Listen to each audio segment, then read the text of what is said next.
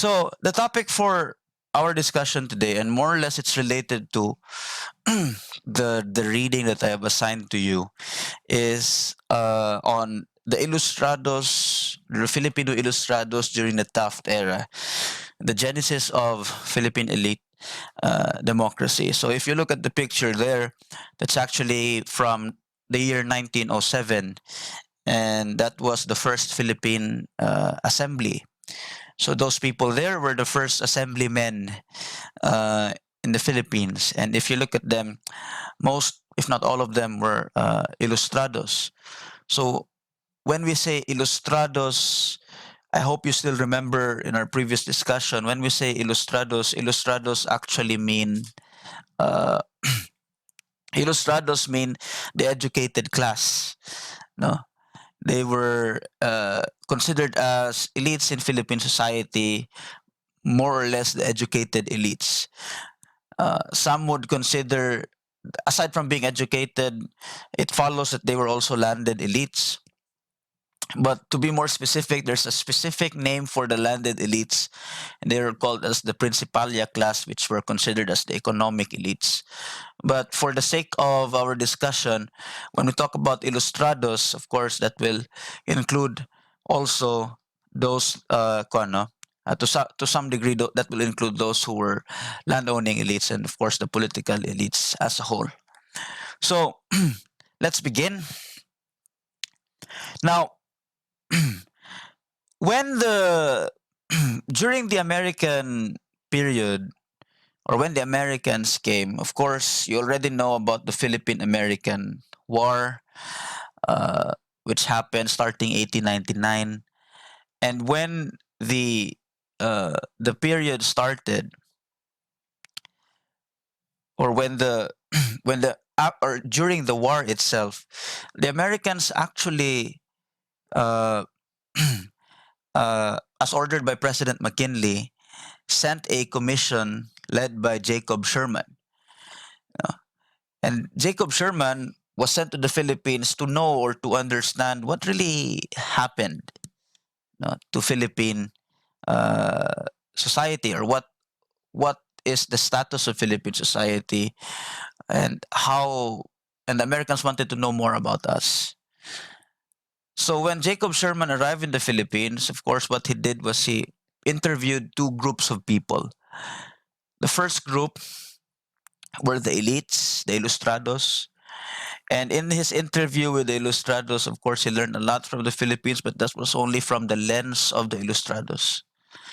Secondly, he interviewed the the peasants.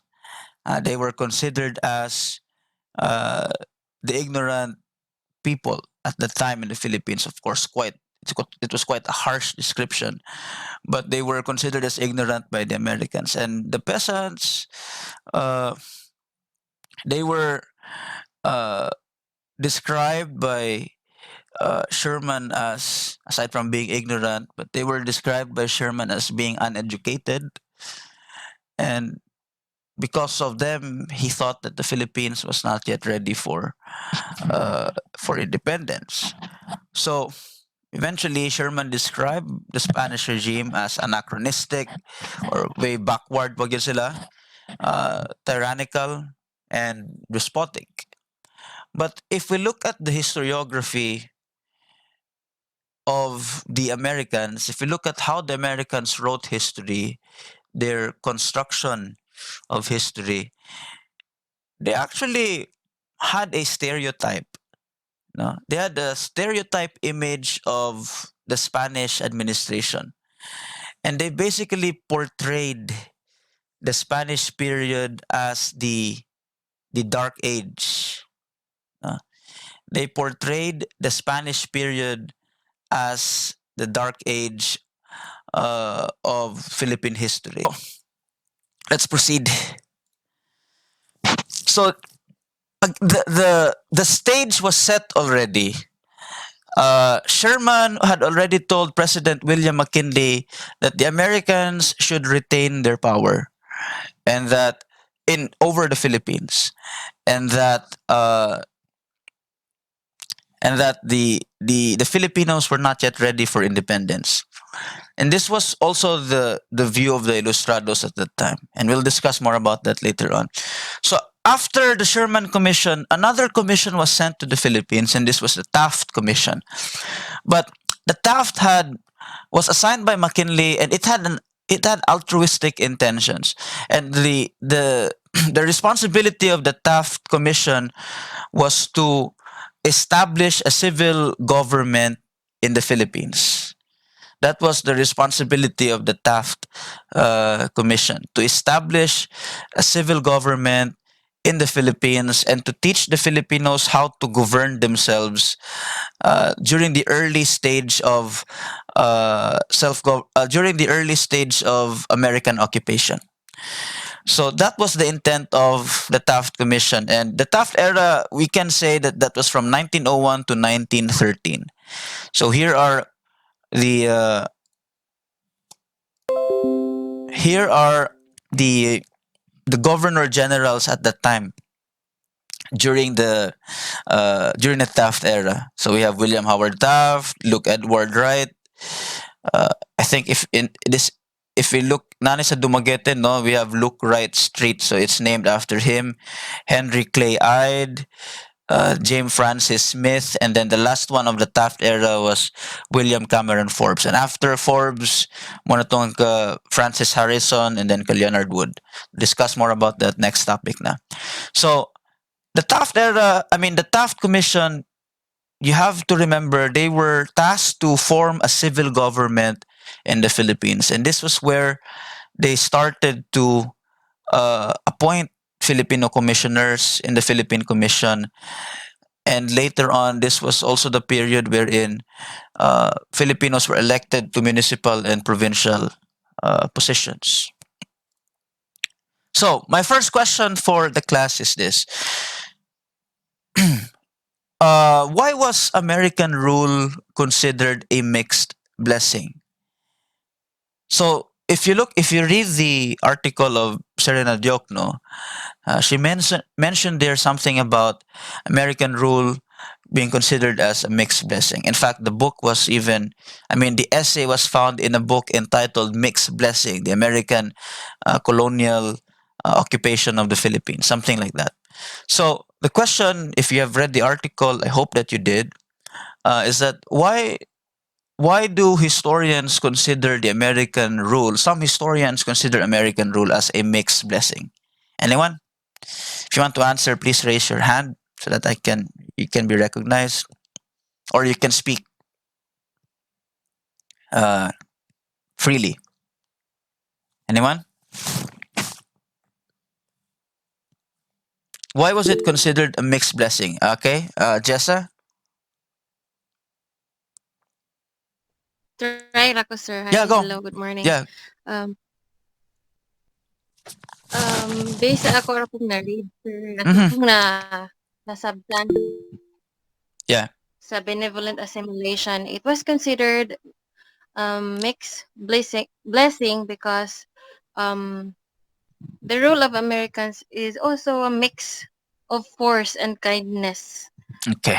according to Maria Serena Jokno, Okay. because it has cancer, it has a force and a kindness. They have, as Jokno says in her book, that the paradox was evident in the measures that the colonial government took to establish itself on the Philippine soil. On one hand, we were the benevolent measures called Mm-hmm. Philippinization, Mm-hmm. which aimed to attract the Filipino elite, Okay. and also sa mga different two ways ang gihatag sa koan Americans. Okay. Thank you. Thank you Mga for that, Jessa. All right. I see Cart raising his hand. Yes, Cart. Can you Y- Yes, sir. Try ako. elaborate? Like for me, American rule was considered like mixed blessing since if we would, I mean, based on the article we read, Americans would show ruthlessness to the persons who doesn't want to submit to their rule. Mm-hmm. Fact katong mga massacres and then Yep. genocides of a certain town in Balangigan, other in Luzon, and it would also extend its somewhat kindness, benevolentness towards to those persons who would like to submit to their own rule, like the elites. Yes. They were willing to accommodate them into the government, give them position just to silence them, to Yes. pacify them. So like it's a blessing since we this is on more on like maybe culture or political aspect. Like had not the Americans intervened in the Philippines, maybe those elites would rule as tyrants as well. So Yeah. the Americans nurtured our government to be more democratic, although in the reality, since karon it's not really that democratic still. Yes. Correct. Correct. Okay. So that's it. Thank you, Cart. No, thank you. So those answers are correct. Uh, the America. Oh, okay. Miss Sanchez, you're raising your hand. Kuan lang sir, as what I have read, Mm-hmm. the article of Jokno, kuan, kaning the most based on my reading, the most beautiful contribution that the Americans give to Filipinos is the kaning education, Yeah. where it is that time it's compulsory. So Yeah. parents are forced to send their children to school Mm-hmm. because if they will not send their children to school, they will be put koan siguro katong captured sila ba. Mm-hmm. Then, so that time Americans mold the minds of these little children. Unlike the Spanish rule nga, Mm-hmm. we don't have this right for Yeah. education. Yeah. Okay. Yes, sir. Okay. Thank you. Thank you, Miss Sanchez. So all those answers are correct. Essentially, what the Americans did was they had this intent. No, they wanted to emancipate us from the dark ages of Spain. And again, this was their own construction. They constructed history with this version that Spain was bad, Americans are good. No? But in reality, if you really look back during the Spanish period, from the latter half of the 19th century, from 1860s to, of course, the coming of the Americans, Spain was really trying to reform its government. No? There were efforts to reform its government, and it was not all bad. No, it was not all bad. In fact, there was an education decree in 1863 by the Spaniards. And of course, it gave chance for some Filipinos to be educated, although not the same as what the Americans did, where they really valued public education. But nonetheless, correct na, no? As what Jess mentioned a while ago, it's a mixed blessing because to one uh, on one side, uh, the Americans were quite ruthless. The Americans were very brutal, especially during the war, the Philippine American War. Uh, but on the other hand, they also were quite benevolent. And same as what Cart said, they were benevolent to uh, the elites, most specifically, because the elites were the ones who collaborated with them. Of course, the elites also had their intentions as to why they collaborated. Because you have to remember, during the Spanish period, one of the shortcomings of Spain and one of the demands of the Ilustrados, like Rizal and the rest, was that they wanted uh, more participation in government because it was very limited at that time. They did not have, they had a limited role in government and they wanted more. So when the Americans came, Americans figured out, oh, this is what the elites want, this is what the Ilustrados want. So they gave them what they want. In return, of course, the Ilustrados have to work for them, and of course, as we always have the utang na loob trait with us, or the debt of gratitude, we had to give back something to the Americans also. So it's a mixed blessing in a way. So what did President McKinley mean by benevolent assimilation? Anyone? This is a title pa lang niya, benevolent assimilation. What did he mean by this? It was actually President William McKinley who coined the term benevolent assimilation.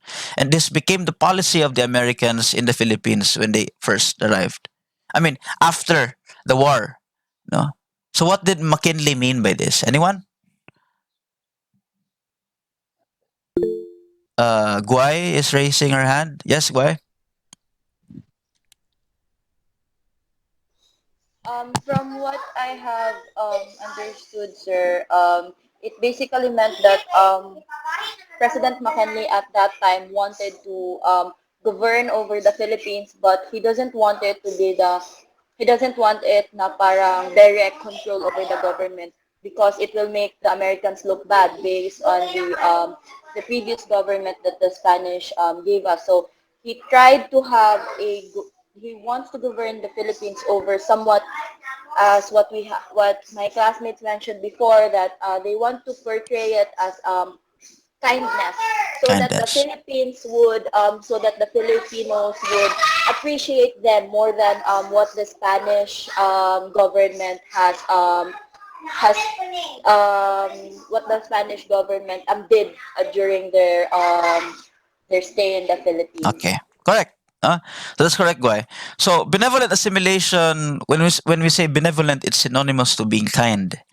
No, so it was a form of colonialism, according to Jokno, and let me just point it out here. Uh, it was a form of colonialism, according to Jokno, and this was Jokno's term: colonialism with a heart. No? So basically, benevolent assimilation was a kind way of saying that we are here to colonize you, but we are here benevolently because we would want to help you as much as possible. We would want to educate you so that you have the chance to govern, so that you have the capability to govern yourself. So that was basically what benevolent assimilation meant. It was a benevolent measure for Philippinization, which we'll discuss later on. So the Americans benevolently came to the Philippines. That was the narrative, no? Americans benevolently came to the Philippines to help them, to help the Filipinos, to educate the Filipino people, to give chance to the Ilustrados and the elites to govern themselves and to train them so that they will later on be ready for independence, political independence. So that was the argument. That was basically what McKinley meant by benevolent assimilation. And of course, it was a way of more about trying to end the war.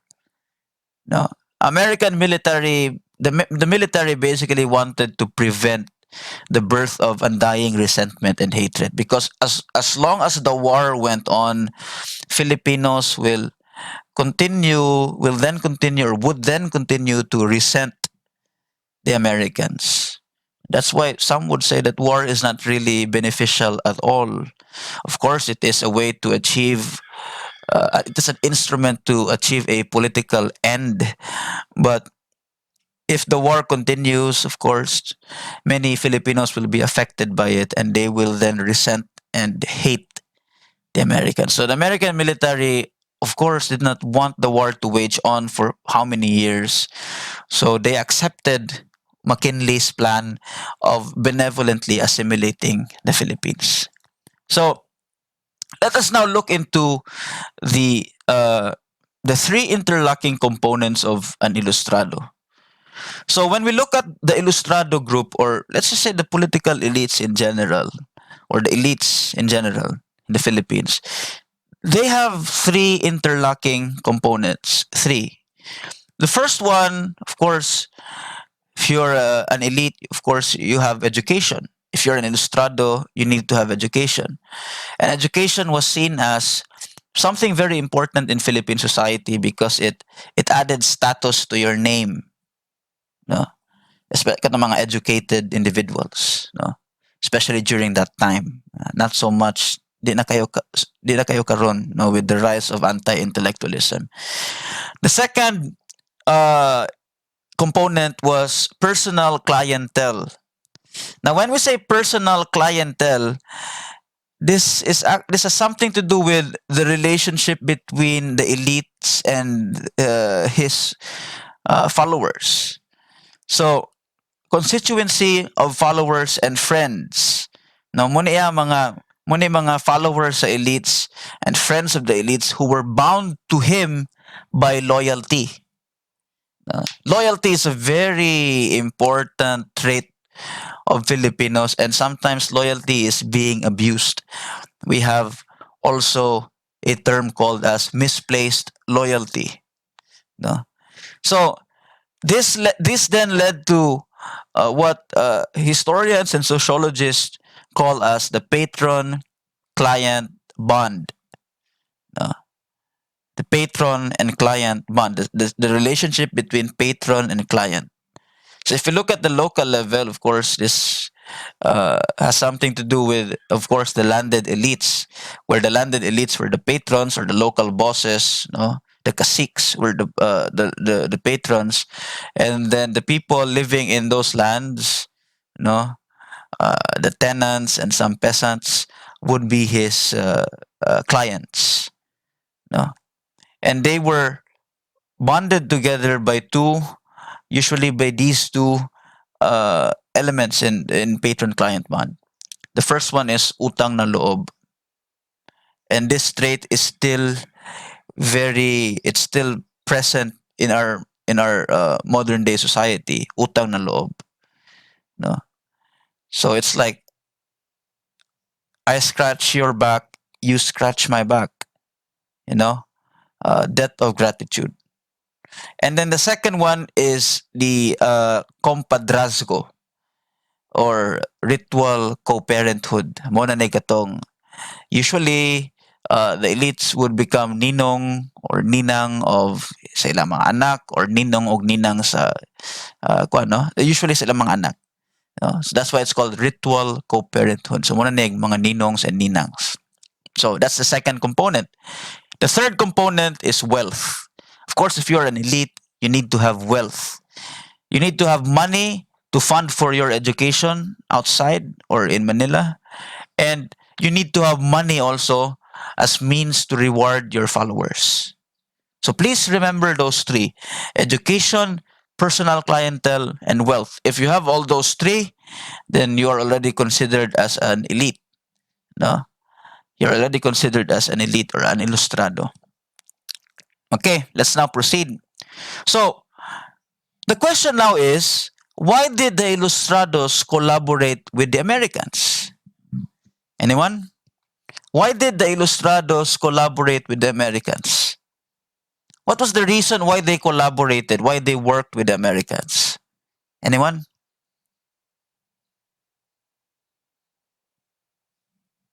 Why did the Ilustrados collaborate? Yes, Jessa? I think, sir, they collaborated with the Americans because they wanted also the economic development of the country. Okay, correct. They wanted economic development for the country, of course, as they will benefit from it also. What else? Of course, Americans were, economically speaking, far more advanced compared to Spain during that time. This was the advent of uh, American imperialism. What else aside from that? Any other answers? Why did they collaborate with the Americans? Anyone else?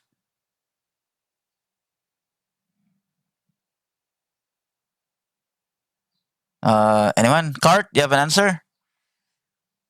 Why did Try, they sir. collaborate? Huh? I will try. Okay, go, try. Sige lang. Alright. This is an open discussion lang. Kesa So, ako lang magsulti. Sige, sige, go, Cart. based on what I read and in the readings, like the reason why the Ilustrados did submit to the American rule because there's this promise of being accommodated into the government.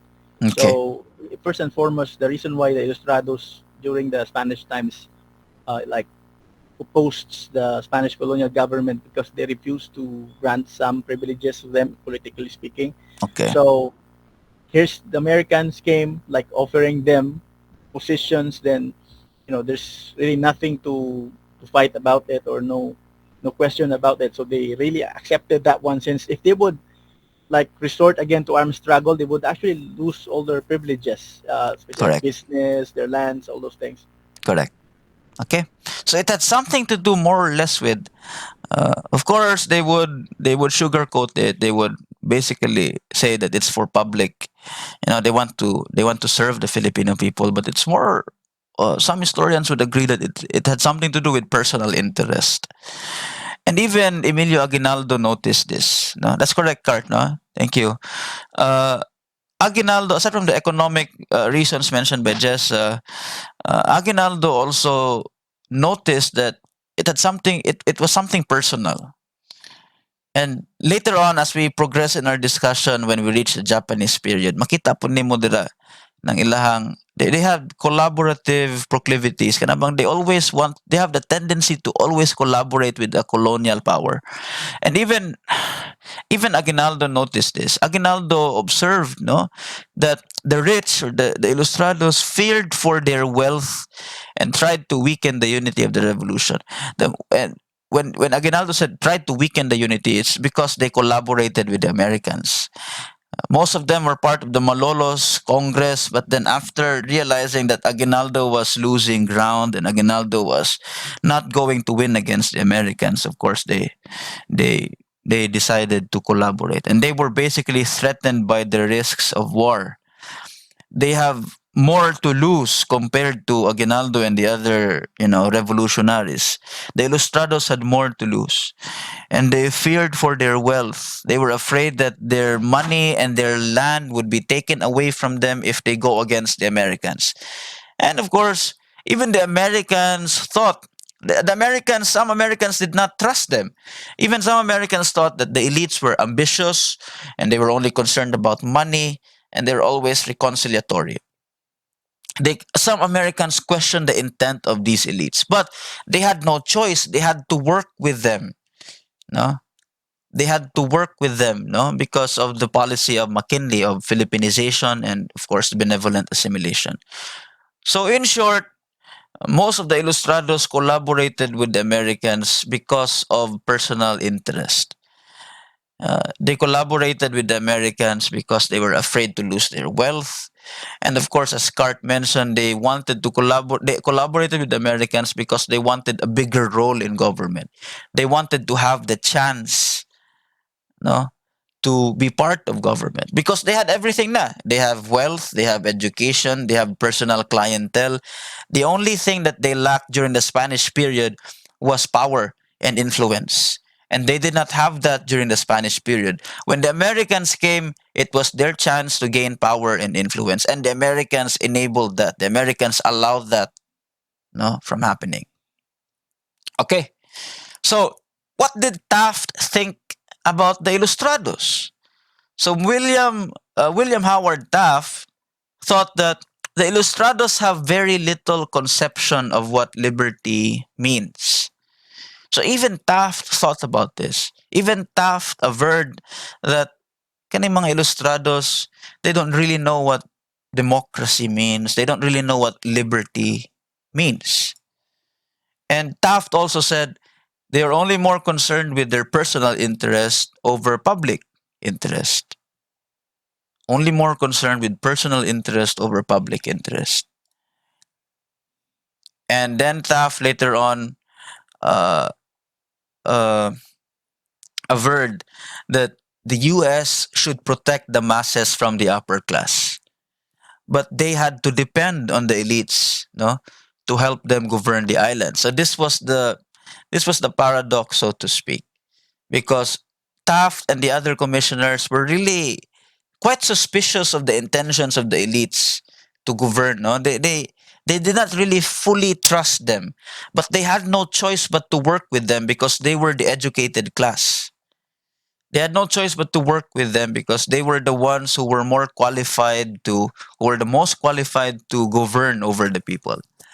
But even with that, even with the qualifications, even Taft noticed himself that the Americans had to protect the masses from the upper class because the upper class were mainly the elites were mainly focused on personal interest. They did not really know. Uh, they only had little conception of liberty and democracy, in essence.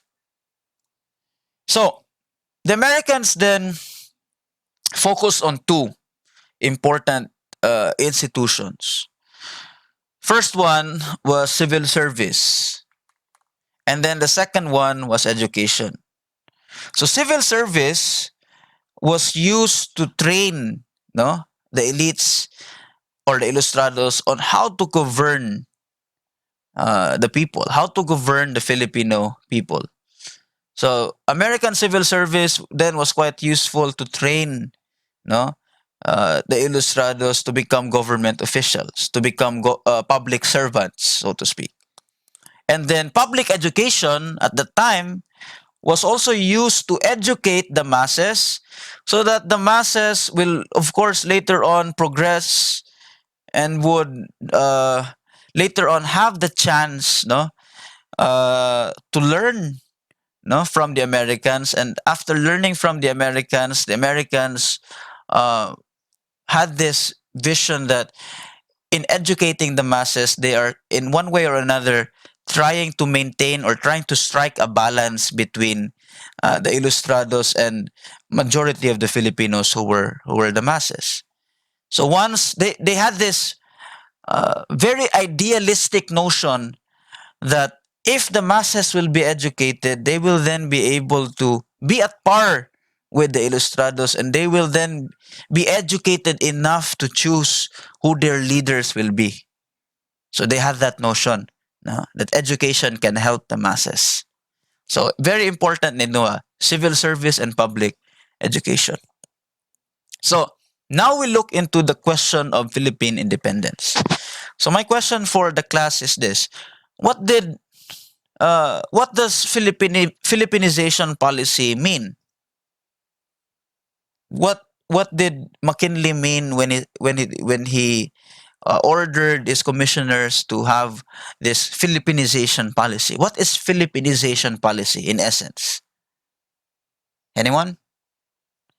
What does Philippinization mean? Any ideas? Let me call on Guay. You have an idea, Guay? What does Philippinization policy mean?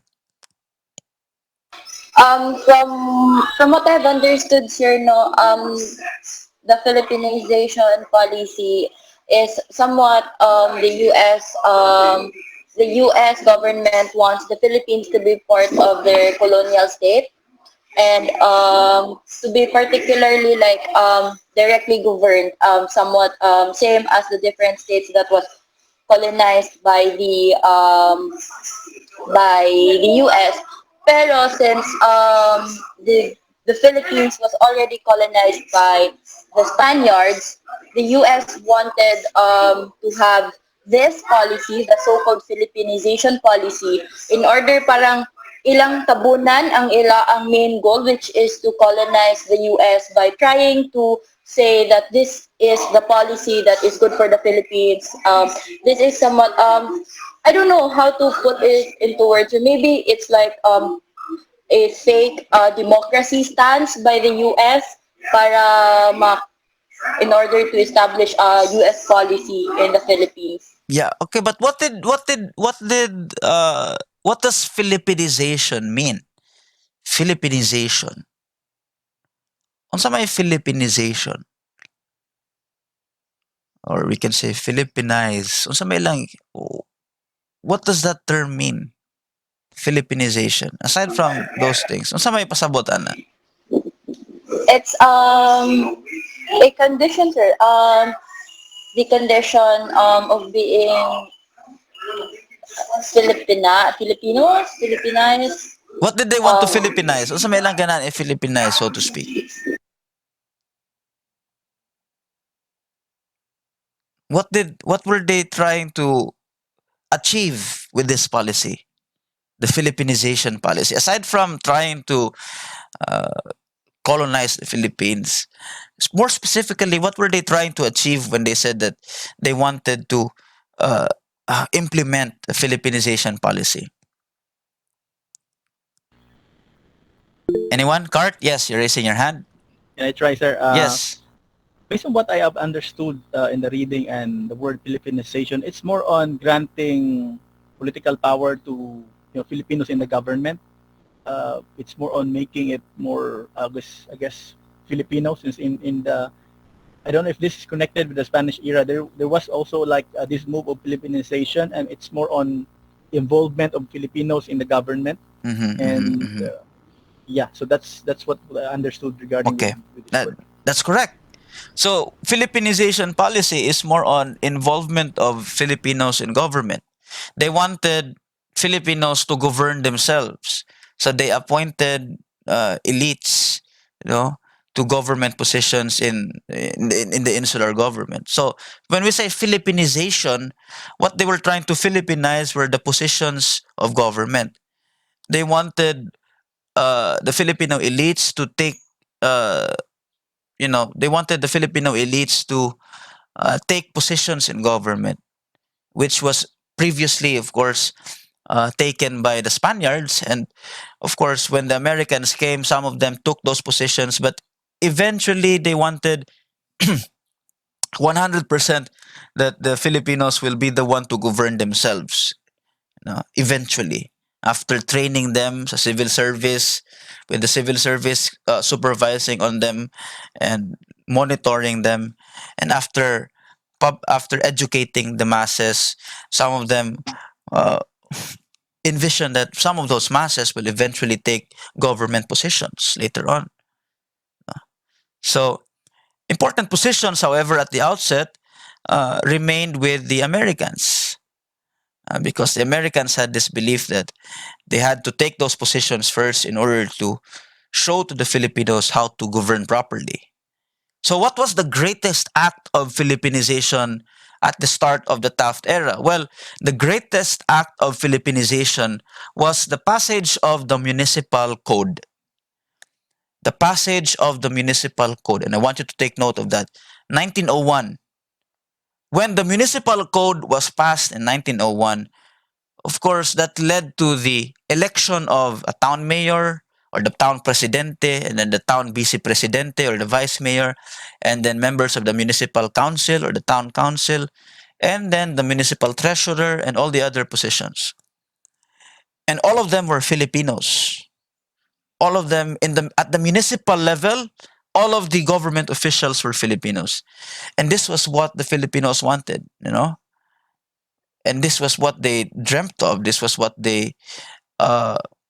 what they desired during the Spanish period, and the Americans gave it to them. So it was the Americans were trying to gain the support of the elites, no?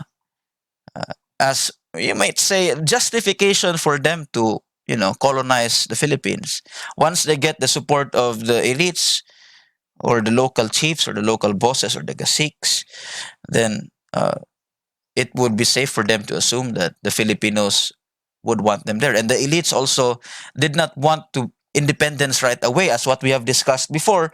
The elites collaborated with the Americans. They did not want independence right away because, of course, they were afraid that they might lose their wealth, their land, and they were afraid of the risks of war for political independence, and many other reasons, more personal or vested interest, you know, uh, rather than uh, for public interest.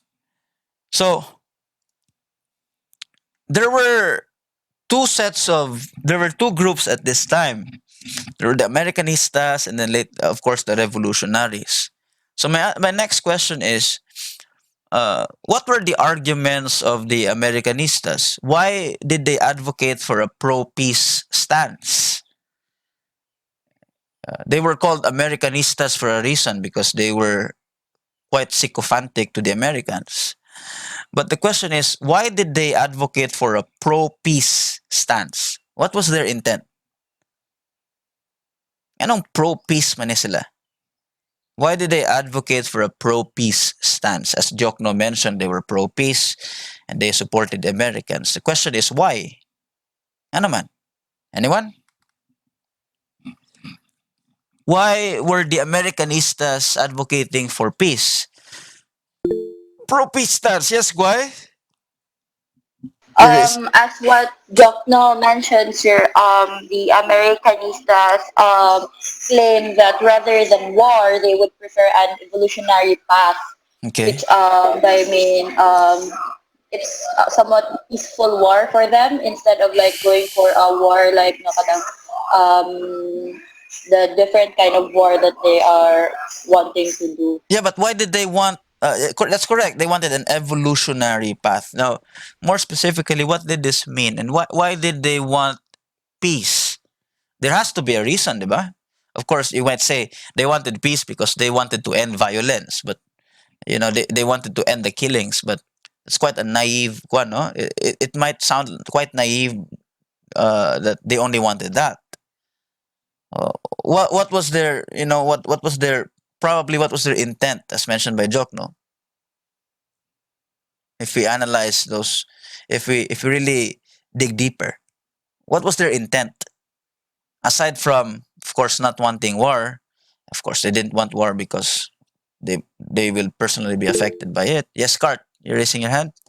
I, based on my opinion, and based on what I have Red, understood the yes, argument, it's more on, it's not that the Americanistas doesn't love their country, but it's more on what's the sacrifice that entails to it. So, they yes, want freedom, but what's the sacrifice? yes, They don't want to sacrifice anything, unlike the, the revolutionaries, that they really wanted to give it all. Same with the yes, Spanish era, like the Ilustrados back then, even Rizal, doesn't yes, want the revolution. So, yes. you know, that's it. Okay.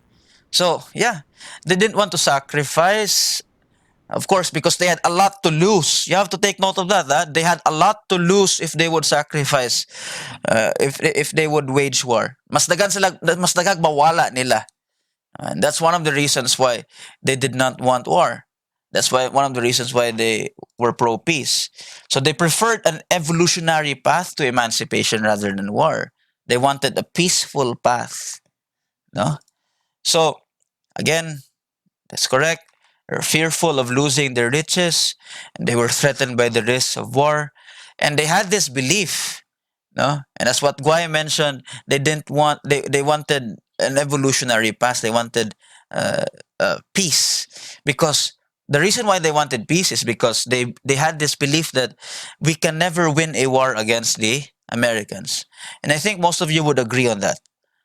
Aguinaldo did not stand a chance with the Americans, although he was able to stall for how many months, and of course, it was quite expensive for the Americans. No, Americans spent millions of dollars during the Philippine-American War, and that was because of Aguinaldo and his tactics later on during the latter half of the war. But the Ilustrados eventually realized that, oh, we cannot win the war against the Americans. What's the purpose of supporting Aguinaldo if later on we will know? Later on, uh, it is already known that Aguinaldo would not win against the Americans. Correct. Cart, you're raising your hand. Sorry, this is just like an input. Like, if I Yeah. would compare the elites of the Philippines with Latin America, there's a contrast. Since if I would, take the example of Simon Bolivar, he actually used all his wealth for the revolution. He wasted everything for that, just to gain freedom. But Ilustrados of our country are, doesn't want to do that. Mm-hmm. Lahi siya kaayo. Yeah. No. Correct. No. So it's it's quite different, no, because the Ilustrados in our country. If you look at the Ilustrados or the elites in our country, it's let's just say they have this predilection of focusing much on themselves. They were quite individualistic. No? They were quite individualistic. Most of them, I'm not saying all of them, but most of them were quite individualistic. And they were afraid that if they wage war, no, if they would wage war, or if they continue to support uh, the war against Americans, that later on they might, their wealth might be affected. Mawala niya ilang mga yuta, mawala niya ilahang money. So mausik ilang kwarta. So that's one of the reasons. So the revolutionaries, what did they want? What did the revolutionaries like Aguinaldo and Mabini want? Uh, may I call on Sanchez? You have an answer? What did the revolutionaries want? Mabini and Aguinaldo.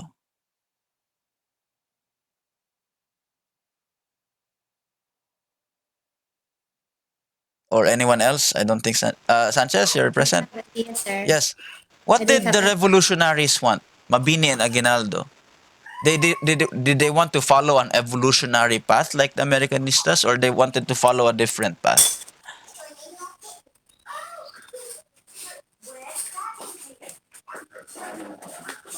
Actually, as what I have read, the um, Mabini is one of the leaders that who do not want to surrender from the leadership of America. Mm-hmm. So Mabini was exiled because of his stand that he didn't Yeah, want to yeah, be yeah. under But the why? Americans. What? Because so what did they want? What did they want to happen?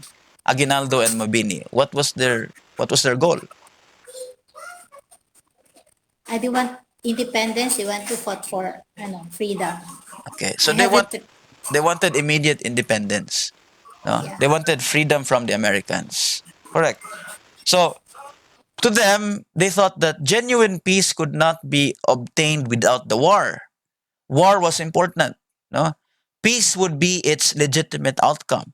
So of course, as revolutionaries, they had quite a radical view. They wanted to continue with the war because war was needed. No, to attain genuine peace. No, to attain genuine peace, war we the Filipinos have to experience war. They have to fight back against the Americans. So they also wanted uh, a moral and social transformation. It's not all about political independence for them. Mabini, more specifically, it's not all about independence lang for Mabini. Mabini wanted moral and social transformation. No? Mabini, in his view, he said it's useless if we are still independent if we do not have a moral and social transformation. Mabini wanted goodness among Filipinos. Mabini wanted Filipinos not to be corrupt, no, individuals, and to be incorruptible. Mabini also valued reason, no, being a lawyer himself. So, uh, moral and social transformation was also looked into by the revolutionaries. No? So the revolutionaries were very idealistic. Idealistic kaya sila. And you might consider the Americanistas as the realists. No? And thinking that di kita makadaog sa Americans, so let's just collaborate. But the revolutionaries, they were very idealistic. They believed that genuine peace can only be achieved if the Filipinos have to have to suffer war in order to defeat the Americans and to legitimately call us independent, an independent nation. So Aguinaldo, as a uh, mostly advised by Mabini, Aguinaldo then said, "A nation free, uh, uh, there should be, no? Uh, if a na- To achieve Philippine independence, according to Aguinaldo, of course, a nation should be free from any colonial rule." And he said uh, that the nation should be unsullied by the mud of corruption and greed. And I'm quoting this from him. No? So for Aguinaldo, he had that idealistic view that for the Philippines to be independent, of course, they were influenced by the views of Rizal still during that time. Filipinos should get rid of their corrupt practices and their attitude of greed. No? But again, it's very idealistic because even until now at present, we are still fighting against corruption. No? And this has something to do with our history. Nadala na yun siya, and I'll discuss more on this later on as we reach the later parts of our discussion. So take note of the contrast between the two.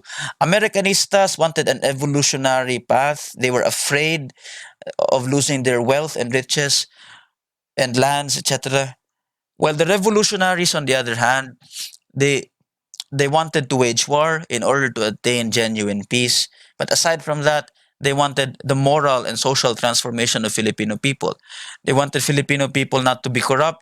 They wanted Filipino people to base their decisions on reason. And of course, they wanted Filipino people not to think of their own personal interests, but more on public interests. So, two contrasting views. But sadly, the Americanistas prevailed. And they were the ones who were supported by the Americans. So, to be more specific, these are the difference in views of political independence. So for the Ilustrados, they believe that a revolution should be compartmentalized. First, we have to modernize, no?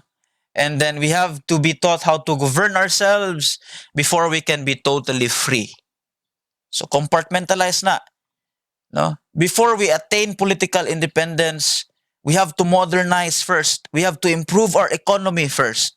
It's a prerequisite for political independence. To improve our economy, we have to be taught how to govern ourselves, and only then can we achieve complete independence. So, for them, political rights can wait as economic rights are prioritized. So, economic independence first over political independence. So, muna ilaha. Muna ilaha. For us to be completely independent, politically speaking, we first have to be economically independent. So for us to be politically independent, we first have to be economically independent first. No? Independence at the economically speaking. We have to modernize. That was their view. That was the view of the Ilustrados. For the revolutionaries, they believed a true revolution was total and indivisible. It cannot or it should not be compartmentalized. A true revolution, wage war, attain political independence, and the rest will follow. So both demanded economic development and political independence. So muna, political development, economic development, yes, we have to do that, but at the same time, there should be political independence. So lahi silang dua, no? And you have to take note of that. For the Ilustrados, economic independence first, economic development, modernization, and then political independence. But for the revolutionaries, no, that should not be the case. It should be indivisible. No? It should not be compartmentalized. Political independence, and then, of course, what follows is modernization and economic independence. So I do not know who you will agree with. No, I do not know who you will agree with, but uh, those were the two views. So later on, aside from the municipal code in 1901, a provincial government act was also passed, and this was to pave way for the Philippinization of the provincial government. So in each province was basically headed by a three-member provincial board. Diba sa ato karon ang province is only headed by the governor. But before, during the Taft era, the province was headed by a three-member provincial board. The first one was the governor, who was a Filipino, and he was chosen by the municipal councilors of his province. The second one was a supervisor. He can be likened to the provincial engineer in charge of building infrastructures, bridges, buildings, etc. And then the third member was the provincial treasurer. And the provincial treasurer was also an American. No? The provincial treasurer was also an American. Eventually, by 1905, 4 years later, the supervisor, the provincial engineer, was replaced by the superintendent of schools. So muna po na a new member of the three-member provincial board. No? So this was, one can say, if you look at the three members of the provincial board in 1901, two out of the three were Americans, and then one was a Filipino. The only Filipino was the governor. And why was this the case? This was the case because the Americans wanted to guarantee honesty and efficiency in governance.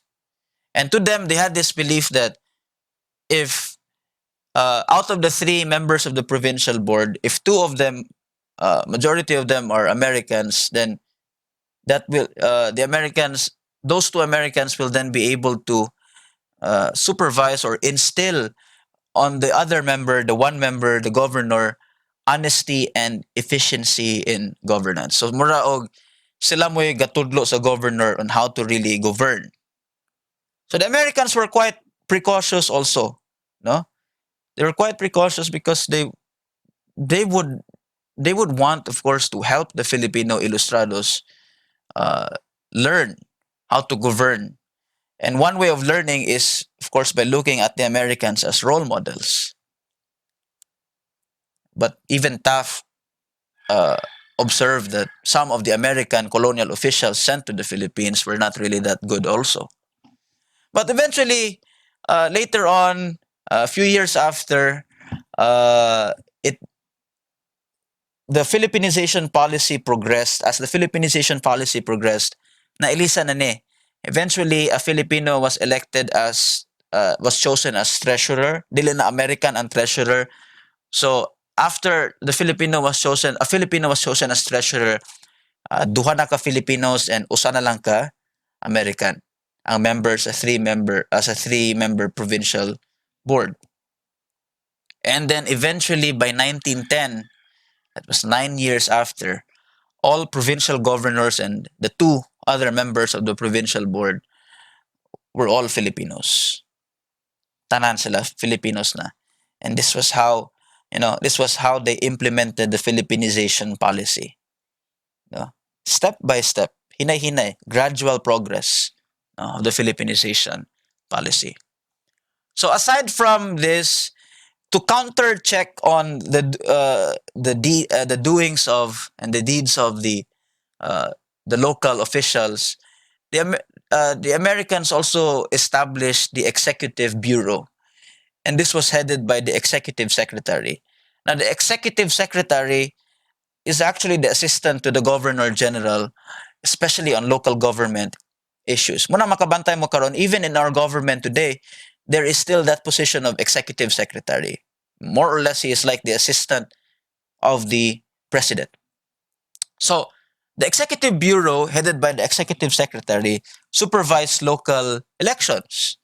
So there were local elections already by 1901, 1903, 1905, 1907. No? Local elections. And the Executive Bureau noticed that the early problem of Filipino officials was this: mishandling of public funds. And that is still the problem even until now among Filipino officials. They always mishandle public funds, whether they do it intentionally, most likely, or unintentionally. So, according to the Executive Bureau, the mishandling of public funds by Filipinos prevented them from carrying out many important functions. Municipal treasurers, according to them, were very inefficient. Municipal councilors also, who were elected by the people, used all available funds for their salaries. Imagine that.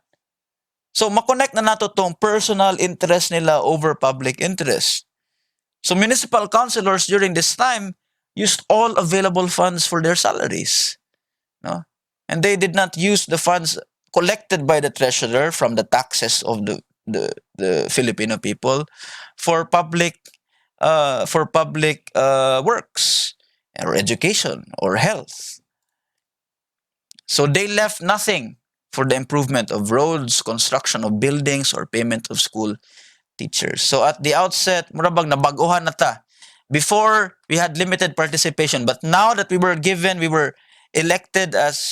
positions as presidente, vice presidente, or town mayor or vice mayor, and then the municipal councilors, murag, because of the power and influence that we had, tag nakalitan, nabaguhan ta, and the Ilustrados, given their uh, penchant for thinking of their own personal interest, then use most of the funds for themselves.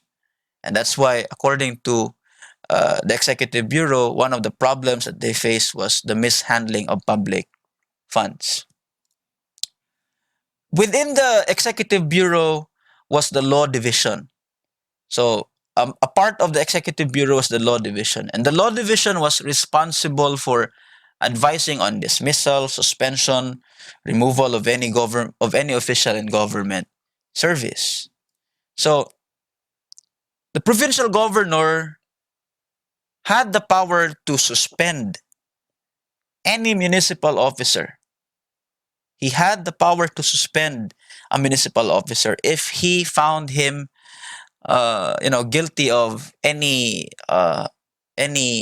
administrative or even criminal offense.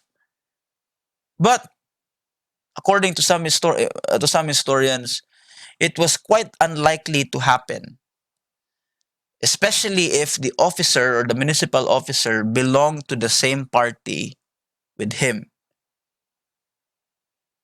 If the municipal officer belonged to the same party as the governor, more often than not, the governor, even if he knows that that municipal official uh, committed an offense or committed the mistake, dili na niya, he will not suspend the person.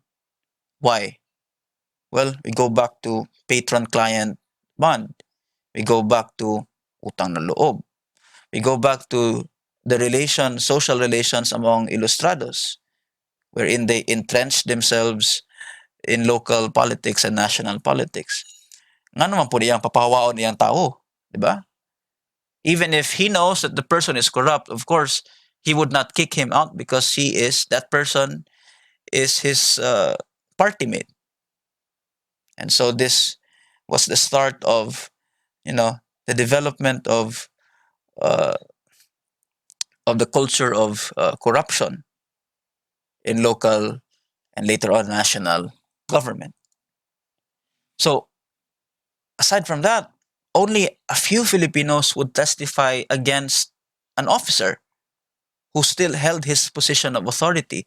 At that time, Filipinos, the masses, and the rest of the non-elites were afraid to testify against an officer because they were afraid of people in authority.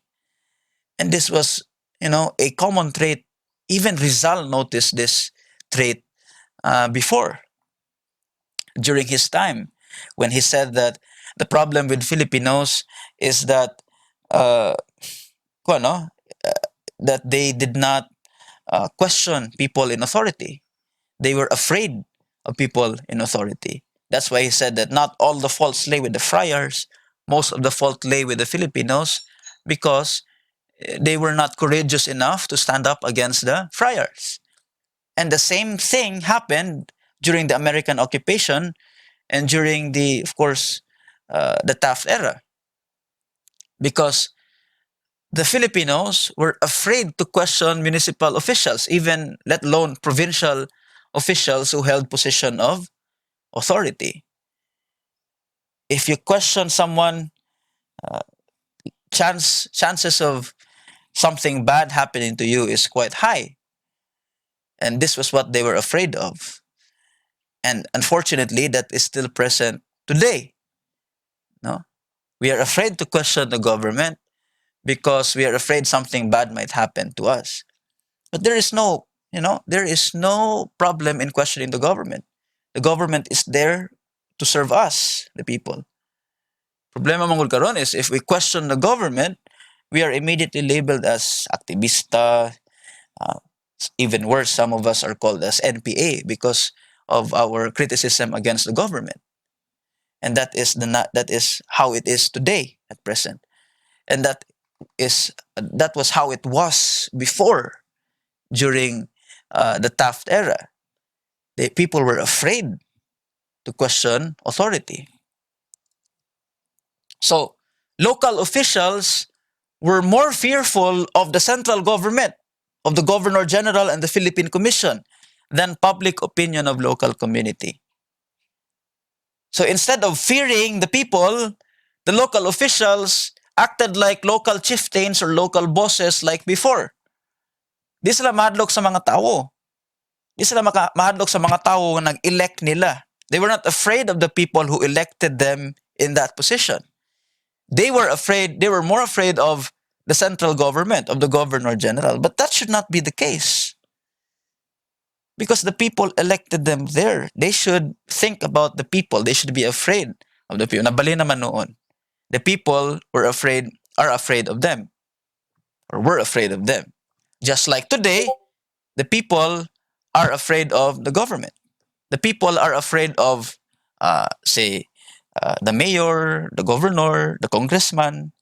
So nabali, we should not be afraid of them because we are the ones who elected them. They should serve us. But nabali naman. So that's why even Taft observed that the elites did not have a proper conception of what democracy is. Uh, what prevailed in their minds was that they were caciques. When we say caciques, that means local bosses or local chieftains. And that's wrong.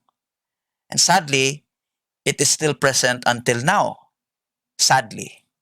No? Sadly. So, what the Americans then did was they tried to formulate reforms. So by 1903, the municipal treasurers were made members of the civil service. So the municipal treasurers were not elected anymore. They were not chosen by the municipal officials anymore. Municipal councilors, wala na sila gipili sa municipal councilors, or they were not under the municipal councilors. The municipal treasurers were then under, or municipal treasurers were then under the provincial treasurers, and they were not elected anymore.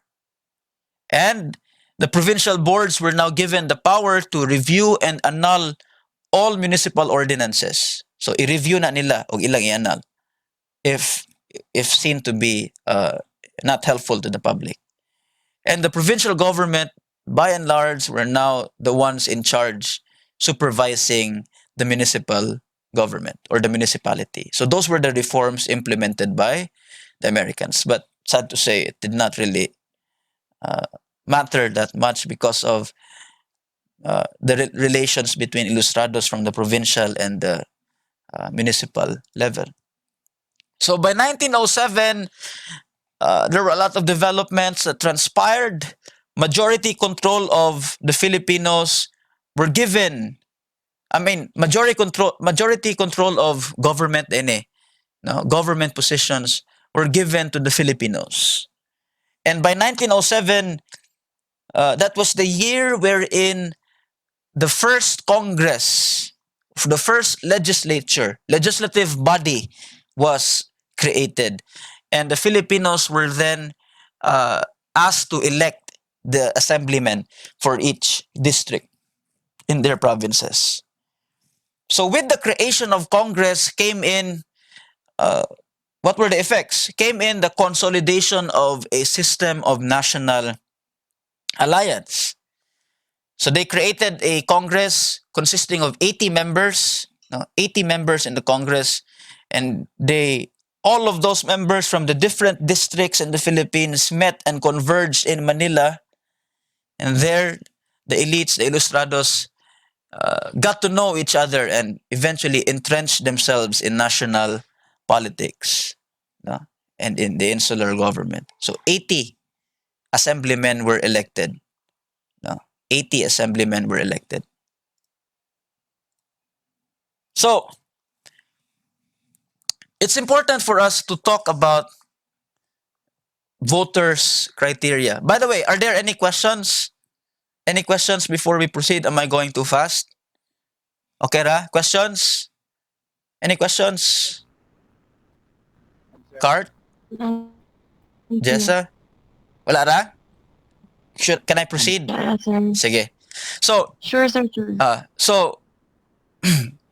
We have to look first at how were these elites elected to their positions? Who were the voters? No? Well, jutay lang ng mga voters. Women were not even allowed to vote during this time yet. So, the Philippine Commission passed on Act number 60 in 1901, which talked about the voters' criteria. So, who were the voters? These were the criteria for you to become a voter. You need to be a male, age 23 and above. You need to be a resident of the municipality for 6 months. And you need to have any of these three classes. You need to be able to speak, read, and write English or Spanish. You need to own real property worth at least 500 pesos. And you need to have held local government position prior to the occupation of the country in 1898. In short, from what you see here, who do you think were the voters? Who comprised the voters? From what you see in the Act number 60, kinsa namang yapon yung mga voters? Um, Ilustrados. Ilustrados. Correct. Cart? Kinsa namang mga, yapon? You were these are Mga elites. elites. the elites. Correct. So the elites were still the voters. No? With Act number 60 passed by the Philippine Commission. Imagine, male, age 23 and above, you need to be a resident, municipality for 6 months. But kani yun, tulo. Any of these three. If you have one of these three, then you are considered a voter. If you can speak, read, write English, Spanish, you can own real property worth at least 500 pesos. If you have held local government positions. Kani pa lang tulo. No? Wala na chance to mga masses, the peasants, maybe the working class, if they know how to speak, read, and write English and Spanish. They can vote. But jutay lang kayo. Jutay lang jud kayo. That's why the Americans wanted to educate the Filipinos so that eventually ang makavote dili lang ang mga elites, but eventually the masses, the bulk of the masses will be able to vote. But what the Americans did not know was that the bulk of the masses, the Filipino people, some of them, were part of, as what I've discussed before, the patron-client bonds. They had the patron-client bonds wherein most of them were beholden to the elites. They had a form of relationship with the elites. Either ninong or ninang nila, or naay utang na loob sila sa elites, or kana. So the Americans did not foresee this. Ilaha lang yun is ma-educate. Kung ma-educate, ma-okay na. So ilaha lang yun is ma-educate, okay na. But they did not foresee that those masses that they've educated can also be influenced by the elites when they tried to vote. So muna wala nila na view. So again, at the outset, most of those who were able to vote were elites. But later on, when the masses and the rest of the Filipinos, the non-elites, were educated, they were eventually able to vote. But they still voted for these elites in power. So that's a problem with our society. So, what were the issues? Kani, importante kani. What were the issues of local government officers? One, as the Americans observed, they were more corruptible and less efficient.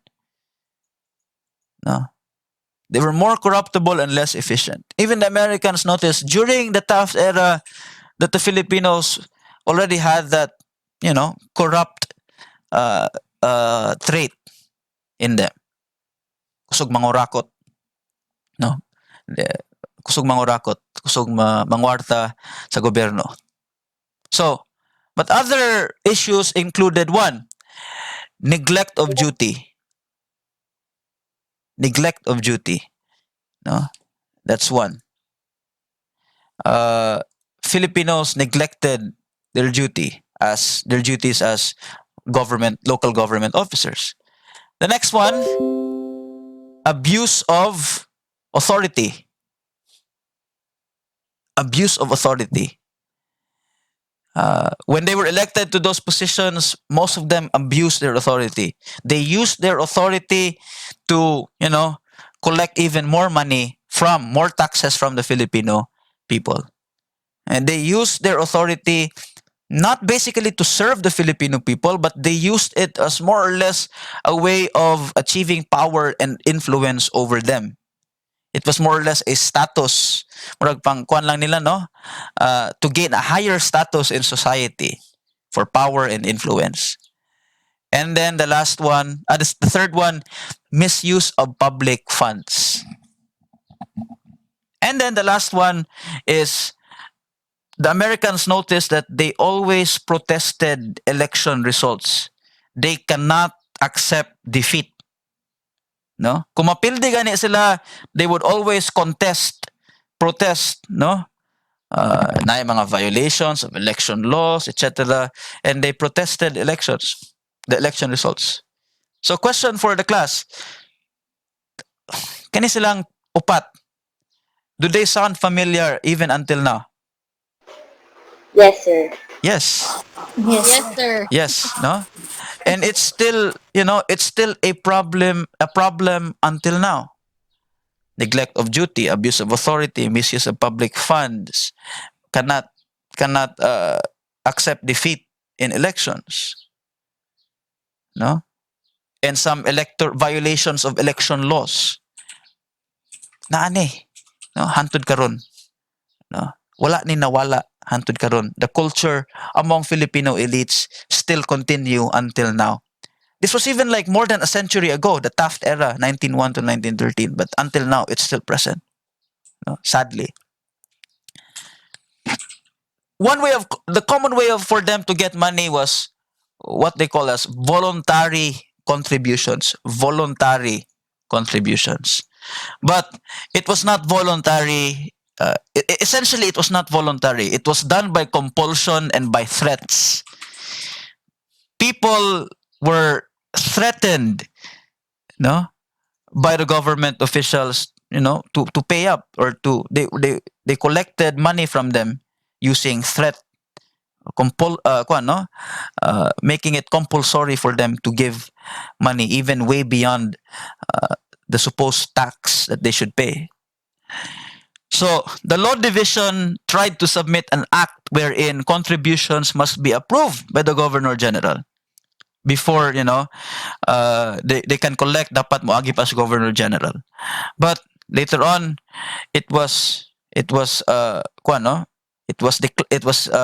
how do I say this? It was uh, not approved. It was disapproved by the governor general, because according to the governor general, it was already in the penal code. No special legislation is needed for that. So what was the solution? What was the solution? Well, the solution was control of provincial treasurers over municipal treasurers. So the solution was to take away the control of the municipal council, muning mga elites, no? To take away the control of the municipal council, the Ilustrados, over the municipal treasurer, so that they cannot pressure them to collect money. And remember, the provincial treasurer during this time, the early years of the Taft era, was, remember, an American. So the American would then supervise over the municipal treasurer, not the Ilustrados over the municipal treasurer. Kuha ninyo? So the goal of the Americans was for them to be able to directly supervise over the Filipinos. And to some extent it worked, no? But then it did not fully stop the voluntary contributions, because the Ilustrados still found the political elite still found ways to get contributions by compulsion and by threats. Electoral anomalies. One very good example of an electoral anomaly actually happened in our province, in Negros Oriental. In 1906, in the elections of 1906, in local elections in Negros Oriental, 1906. But before I discuss this, one very distinct anomaly, that electoral anomaly that happened even way back during the Taft era, the local elections, was vote buying. Vote buying already happened during that time. The elites bought the votes of the other of the other elites, and the other voters who passed the criteria to be able to vote. Palit yapon ang boto. No? Vote buying was rampant during this time. But aside from vote buying, there were other anomalies. And unfortunately, na-example ta diri sa Negros Oriental. And during the 1906 local elections in Negros Oriental, sad to say, 59% of the municipal officials elected were not even qualified to vote. Imagine that. 59% of the municipal officials elected were not even qualified to vote. They were mostly probably the criteria why they were chosen was loyalty to the town mayor. Gipili ra ni siya sa town mayor, no? Palit og they bought the votes and they elected them, but in reality they could not even uh, qualify to become voters themselves. But gipili rin ni sila. 59%, more than half of the municipal officials in Negros Oriental were not even qualified to vote. When the executive bureau tried to do something about it, so they but they could only pursue charges against each individual official in the courts because they were already elected.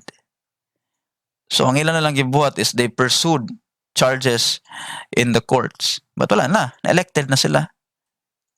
And they were not even qualified to vote, let alone become uh, municipal officials. So that's why it's not surprising, no, today to see our local politicians do all they can, no, to ensure that they retain power or to ensure that they attain power. It's not surprising to see that because they have been doing that even way back during the local elections during the Taft era. But the problem here is that the people, the voters, still vote for them. The voters are still very credulous, they're still very gullible, perhaps blinded by their own personal interests. Diba? As I've discussed before, I scratch your back, you scratch my back. So if I vote for you, of course, the government official elected would then be indebted to you and would try their best to help you in whatever way you can. No, they can, and since they are now there, you would expect them also to, or since the voters were bought, no, gipalit po ni sila. Of course, the politicians would expect also them to scratch their back. So, utang na loob, debt of gratitude. And this is more or less driven by personal interests. No? So, perhaps a person can be blinded by money. And then, there are others even at present who are very apathetic, a typical middle class mentality, wherein they say, wala ra tay pakiana because mabuhi raman ta. No? Wala. That's a problem. No? Apathy is a problem. Another problem is that some of them, unfortunately, and this is the worst, they were powerless. And muna katong mga peasants in the hinterlands who are repressed through intimidation. Muna to abuse of authority, using authority to intimidate them, and that's still happening even at present. No, local officials, local politicians at present, abuse their authority. They use goons. They use matod pa sa kuan, no. There's that quote, uh, guns and gold. No, they use that. No, they have goons. They have the money, so they can do everything to retain power. And that's why, maglibog ka sa ubang tao karon if you connect it to our history. Why are we still voting for these people? The reason why we are still voting for these people is that we have already it's already ingrained in us.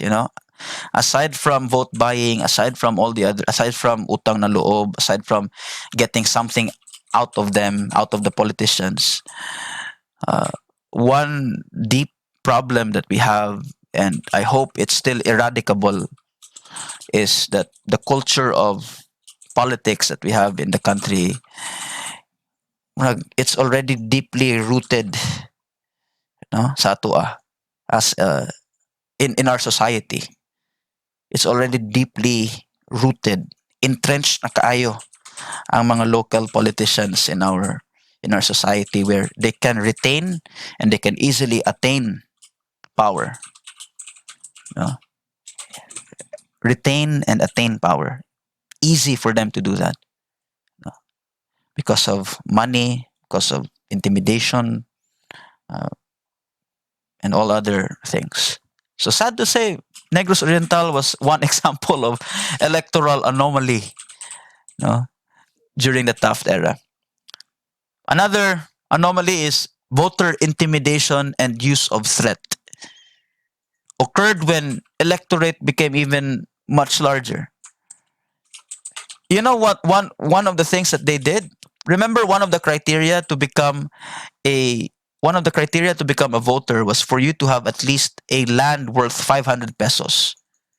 So what the local officials did to gain more voters for them was to enlarge the value of their land. Some people's land, they would enlarge the value. Ilang himo? Oh, kani iyang yuta, 500 pesos ni. Worth. Bisag worth 200 ragod or 300. Ilang gipadako, ilang himog 500. Para makabutar ni kinsa? Para makabutar nila. No? And then, there were some unqualified candidates who participated in the elections and even unqualified voters who participated in the elections.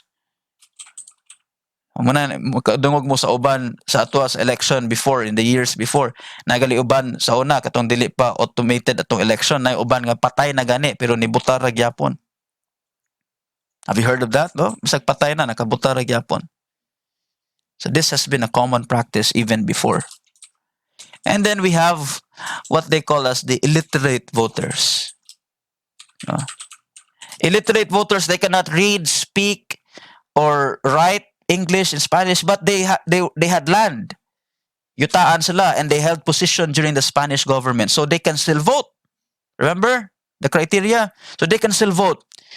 So what happened was that election inspectors were designated to assist them. But the problem here was that when the election inspectors assisted them, they were then vulnerable to being bribed by the local officials.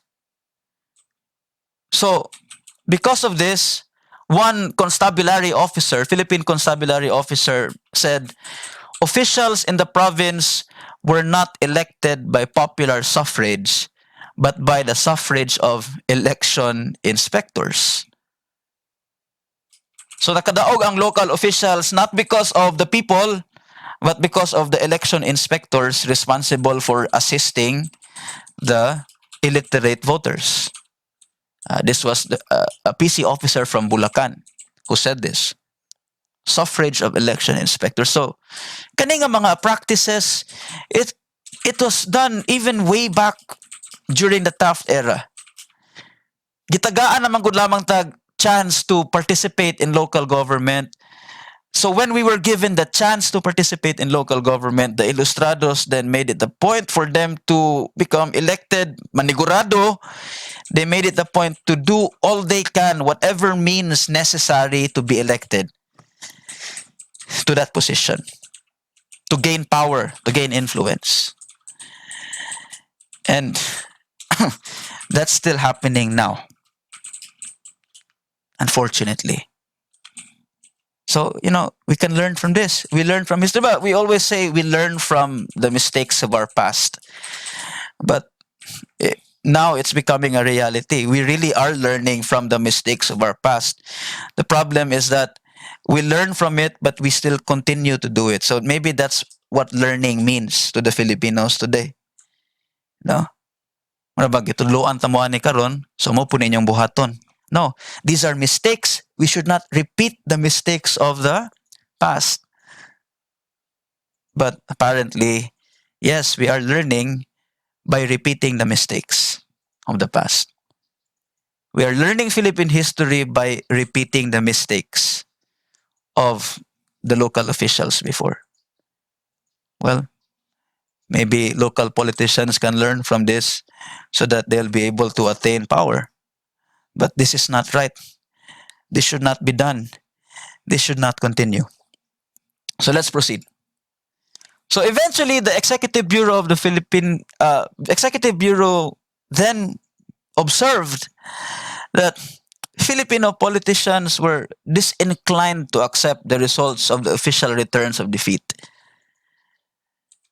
And this is still present until now. Would you agree? Most of the politicians cannot accept defeat. If they're defeated, they would immediately claim nga gidaya sila or there was cheating involved, rampant vote buying involved, etc. And mo protest na po. Would you agree? But with the view of the executive bureau, would you agree with this Yes, sir. statement? I Yes, Yes. agree, yes, sir. sir. Yes. Even the executive bureau, the executive secretary said Filipino politicians were disinclined to accept. And we still learn from this. Until now, people are still disinclined to accept results of defeat. But the main reason, I cannot blame them also, because what cheating is rampant even until now. Even with the automations, vote buying is still rampant, cheating is still rampant. Katong giingon nga election inspectors checking on the votes, dili na election inspectors usually. Usually mga watcher maglantaw kitsa may mong gibutaran, and this happens in the local level, in the municipalities, in the hinterlands, no, mga barangays in the hinterlands. It happens there, wherein local officials use intimidation, no, they use their authority to threaten others. Either you vote for me or you don't vote at all. So those things are still present today. And I cannot blame the politicians, local politicians now, if they are disinclined to accept the results of the elections, because really there is still uh, some anomalies happening at present. So on neglect of duty and abuse of authority, Taft, no, William Howard Taft then wrote, the greatest difficulty we have to contend with investing Filipinos with official power in municipalities is to instill in them the idea that an office is not solely for private emolument. When you are elected in a public position, you should be there not to enrich yourself, but you should be there for to serve the Filipino people, to serve your constituents. But the local politicians during the Taft era, they did not have that intent. No, they did not have that intent. They were there for their own private interests. Eventually, Taft also wrote about caciquism. When we say caciquism, caciquism is actually defined as the rule of local chieftains or rule of local bosses. And it's a trait that was somehow influenced by how the Spaniards governed us. Because remember, when the Spaniards came, they still ilaragya pong gipa kuan no, the barangay, they still continued with the baranganic system. So naragya po ang barangays, and the Spaniards still retained the local chiefs and bosses. We call them as the Principalia class. So sila ragya po ang dumala in the barangay, at the barangay level, baranganic level. So because of that, it the Principalia class entrenched themselves heavily on the barangays, and eventually when the Americans came and they started to give chance for the Ilustrados and the Principalia, pareha raman ni sila. More or less, the Principalia became the Ilustrados later on during the Spanish period, the latter half of the 19th century, when education was already given to them. Eventually, when the time came that municipal officials could then be elected, the same Principalia and Ilustrado class were then elected to power at the municipal level. And remember, they were local chiefs and local bosses before. So nadala na ni siya. So this is caciquism, no? Caciques ang tawag ani nila, caciques, no? Local boss or local chieftains. Makabantay ka in every municipality na agi usa ka apelyido nga magdala gyud, no? A mayor, a very famous family name nga sukad sa una murag gyapon gadumala ana nga municipality, no? So muna sila yung mga caciques. No? So according to Taft, too often the presidente or the town mayor and other town officers use their offices to subject the ignorant residents of their respective towns to their business controls in the sale of farm products. The same power which compelled the sale can usually compel silence and no complaint is heard from the victims. So the same power that those Principalia class, that those caciques had on business was applied in politics. No? The same power. And that's why the Filipino people were silent. Because wala na sila, they do not complain. Because if they complain, chances are something bad might happen to them. So we are not really a democracy in the truest sense. You know, we always say that Philippines is now independent, politically independent from any colonizers, but it's worse karon because we are now being dominated not by colonizers but by fellow Filipinos, by political elites who continue to uh, entrench themselves, who continue to maintain their power and influence. Pulihanay lang, just so that they can maintain that power and influence. Mayon ta for public interest, but most of them do not serve for the public, but they serve for themselves, unfortunately. So, to ensure that most of the important functions of government would be properly performed, a strict centralization of government was practiced in the Philippines. It was supposed to be a bottom-up, no? What about decentralized government? Pero lisod. Because the Americans thought, you look at these Ilustrados, they're very inefficient, they're very dishonest. We should control them from top down. And that was their solution. No? So they governed from top down, and they had a motto called getting things done. We have to get things done. So the priorities of the American colonial government was health program and public works projects.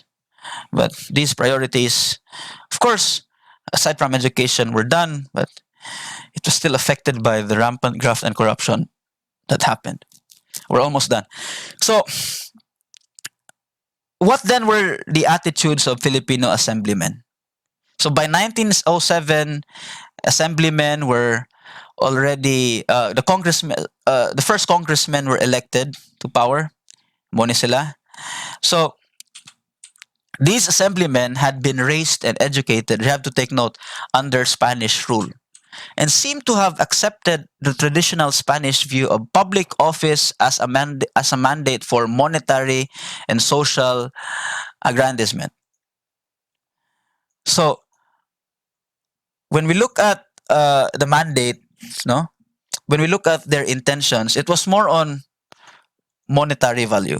How much money can they gain if they join the government? How much social status can they no? Uh, can they how much social status can they achieve? No? Mo level up ba sila?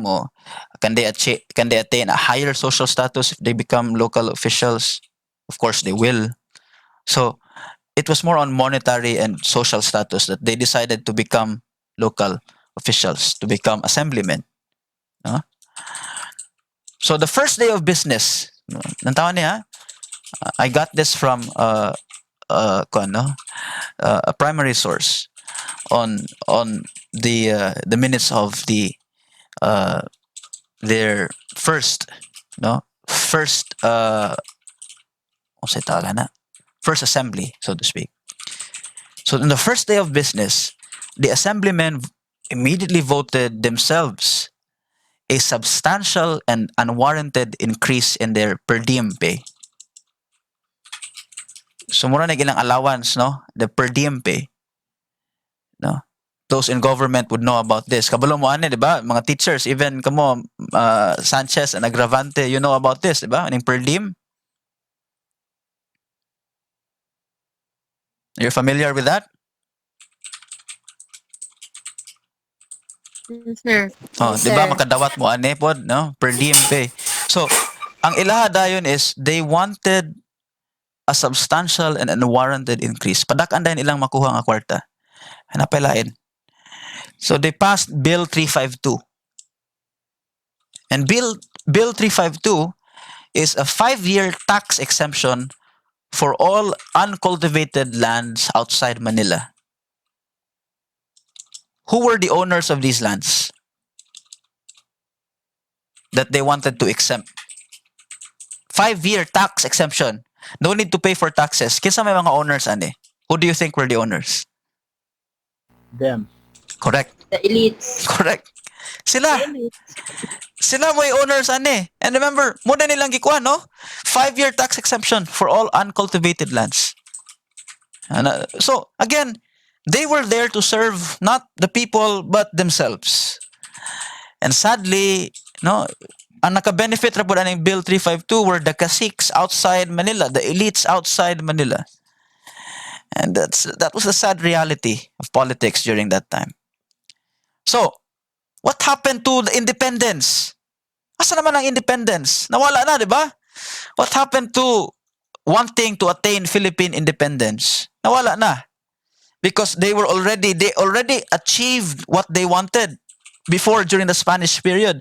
The Ilustrados already achieved what they wanted. They were already given power and influence as they were because of the Philippinization policy of McKinley and because they were given the chance to be elected in government. So nawala na. Wala na ang calls for independence. Wala.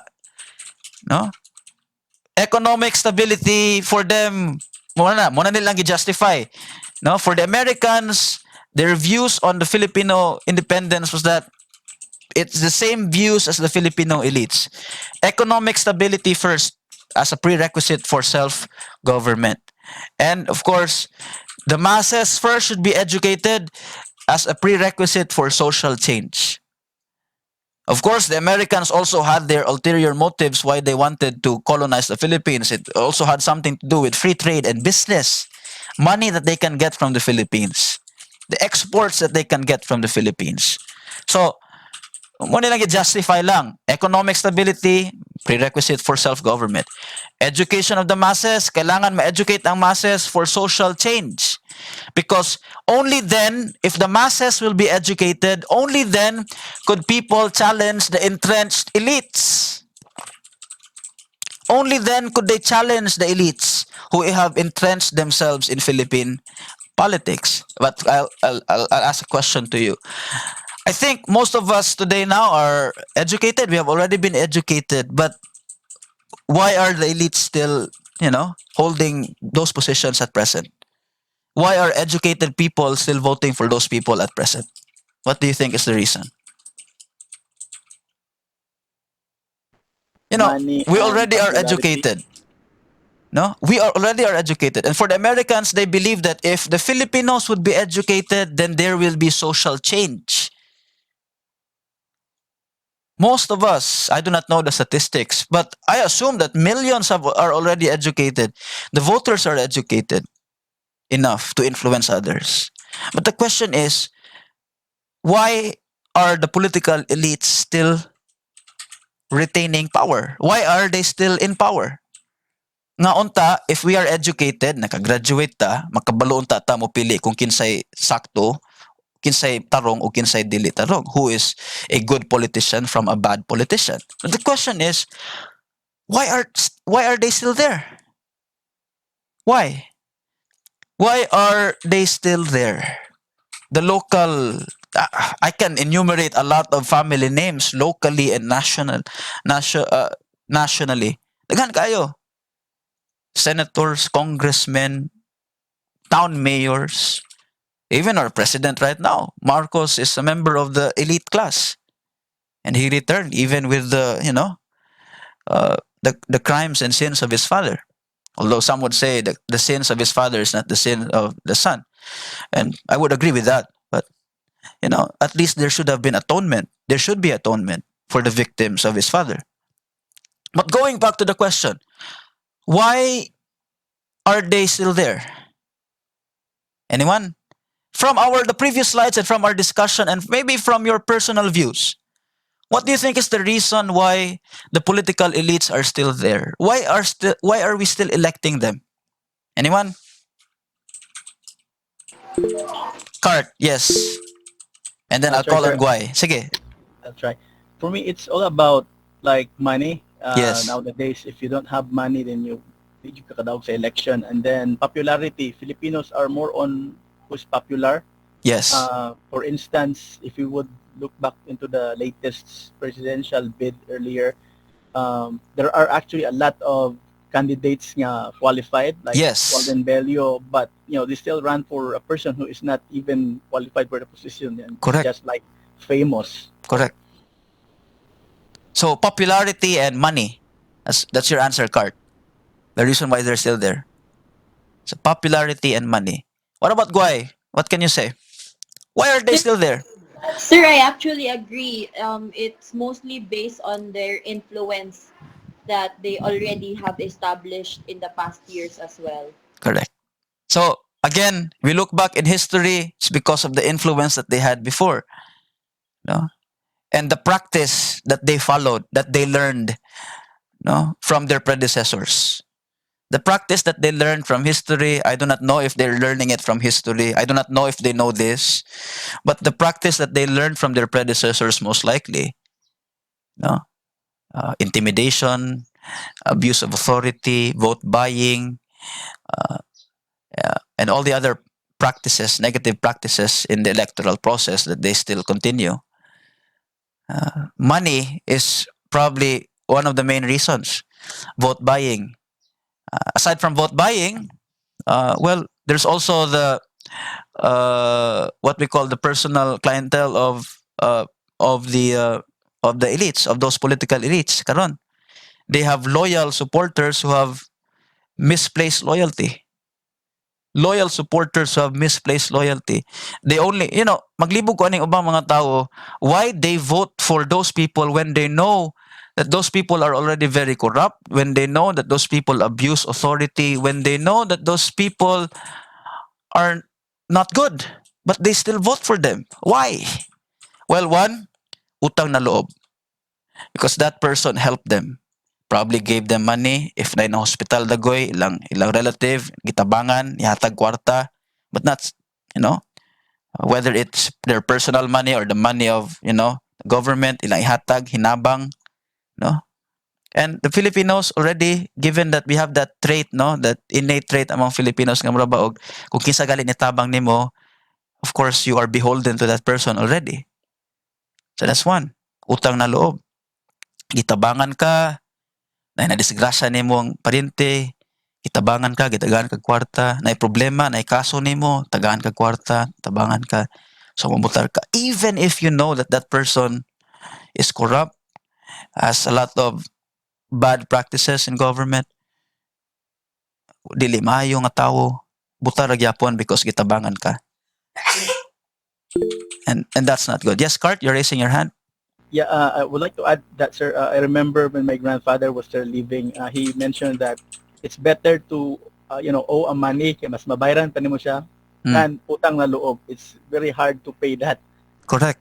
No? Correct. Mas maayo pa mautangan kag kwarta rather than utang na loob. Kay kanang kwarta gihatag wala naman na. You're not expected to pay them in monetary value. When those local politicians give you money, you're not expected to repay them money. You're expected to repay them with your votes. That's the thing. You're expected to repay them with their votes. And that's why I really wonder. I know of some people, educated people, who still vote for politicians who are, corrupt. At the local level even. At the local level. Because utang na loob. Or aside from utang na loob, some of them, as my wife would say, are parasites. Some of them are parasites. They leech off other people to gain money for personal interest po para nila. Kung asa sila makakwarta, dito sila. And if di sila makakwarta nimo, if they cannot gain money from you, they will let you be. Wala na, di na magpakita. Wala na. No, they will not help you in any way. No, they will not be visible in any way. So they are parasites. So aside from being beholden na po na. That's a very toxic Filipino trait also. Any other answers? You have a comment, Jessa or Sanchez? You have any comments? Why are they still there? According to Guay, it's about the history na practice na, previous practices. Cart mentioned about money and popularity. Same answers lang mo? Or you still have additional comment before we proceed? Same na, sir.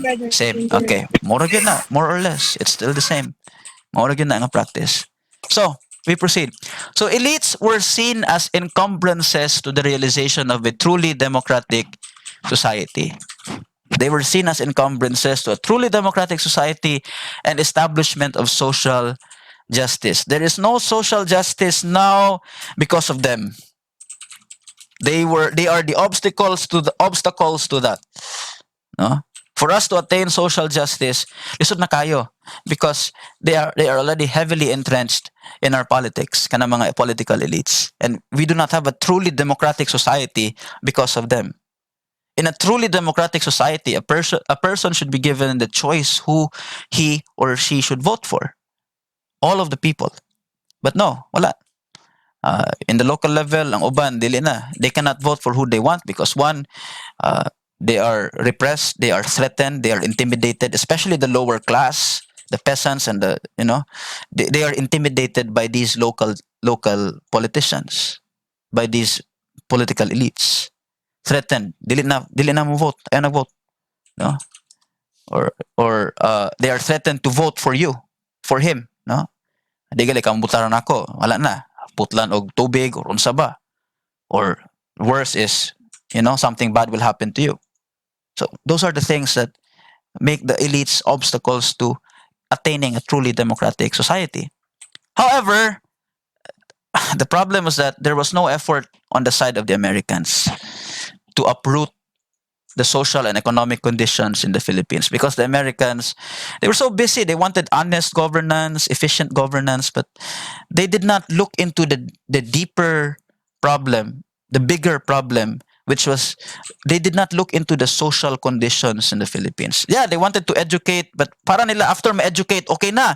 But no, they did not look into the social conditions, how society was like in the Philippines, economic conditions that are now being taken advantage of by these political elites. So the Americans did not foreordain that. Wala nila na nakita. They were not able to uproot the problems in the society, in Philippine society. Wala nila na nakita because they did not really know that much about us.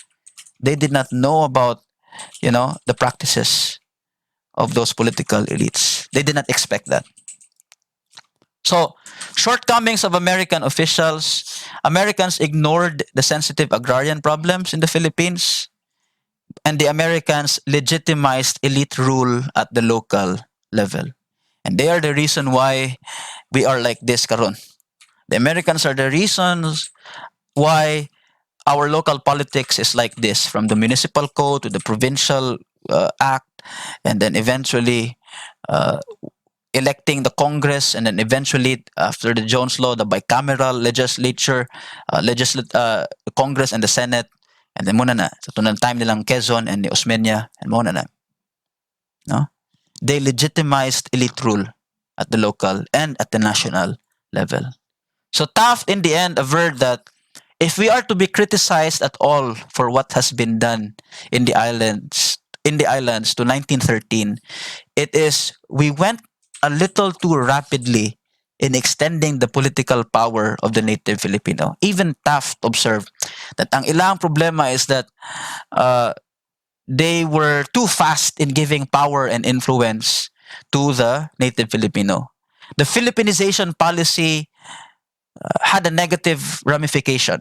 And the negative ramification of the Philippinization policy is that it gave power almost immediately and influence almost immediately, one that those political elites did not have during the Spanish period. It was given to them during the American period a little too rapidly, according to Taft. And that resulted to, of course, anomalies, and that resulted to the rise of Filipino political elites and the rise of the Ilustrados. And until now, we are experiencing the consequence of that policy of the Americans. So, in conclusion,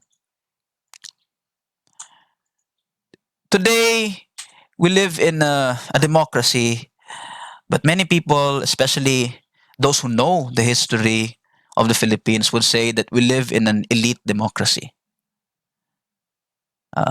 When we say elite democracy, it means that, we live in a democracy ruled by political elites. Some would say oligarchs. No, Benedict Anderson would call it kasik democracy. And I will let you read that article later on in next topic na to. So Americans were somehow responsible for the creation of elite democracy in the Philippines. No? And because of this, uh, we do not really experience a truly democratic society because at present our government is being ruled by political elites, and the Americans can be blamed for that. I do not know how to solve this problem, to tell you honestly. How do we uproot, how do we extirpate these political elites from power? I think it's impossible. They have already entrenched themselves in power. Unless there is a total change in the system, then, you know, uh, possible. But in the near future, that's impossible.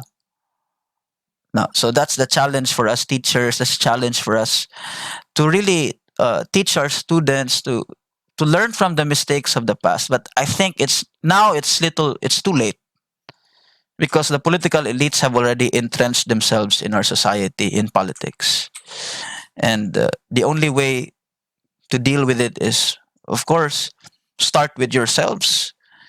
But hopefully, when you start with yourselves, you can influence others.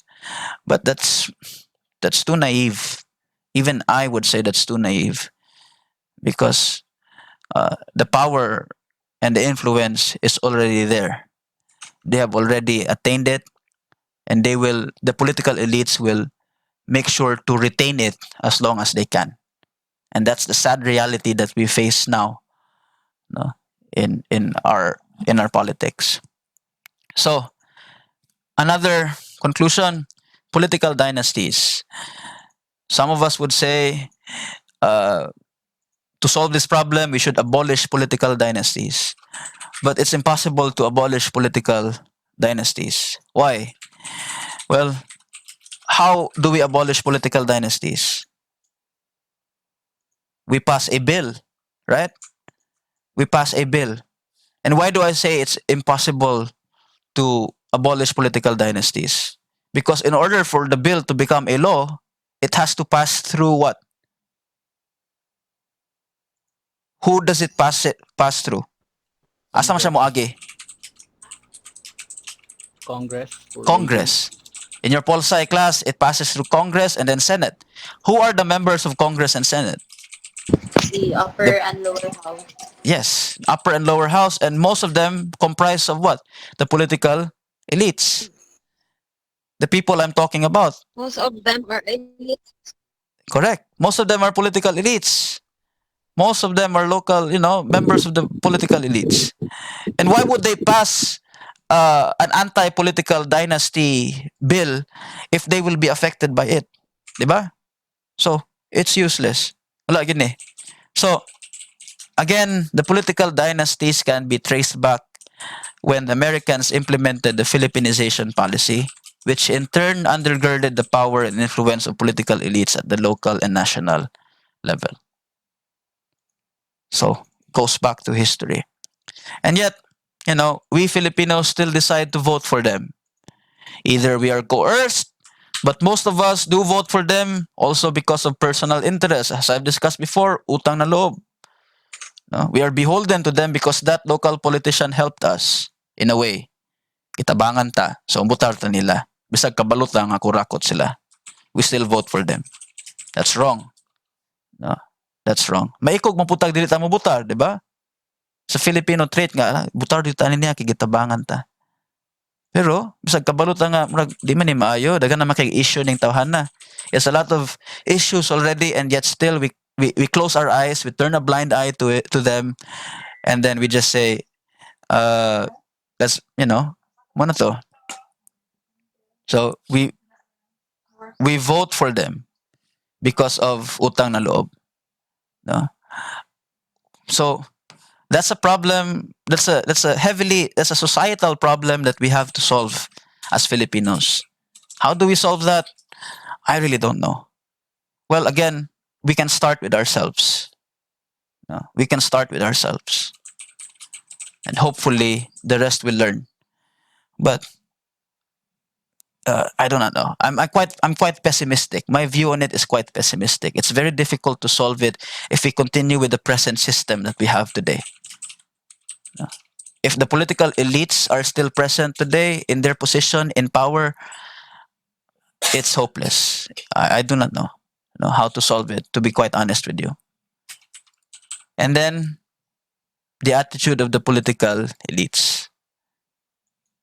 You have to remember, even during the Taft era, most of them chose private interest over public interest. And they used any means necessary to achieve a political success, victory. For them to win, they would try to use any means, no, necessary, either by force, intimidation, abuse of their power, no, using goons, using, no, violence, just to achieve what they want to achieve.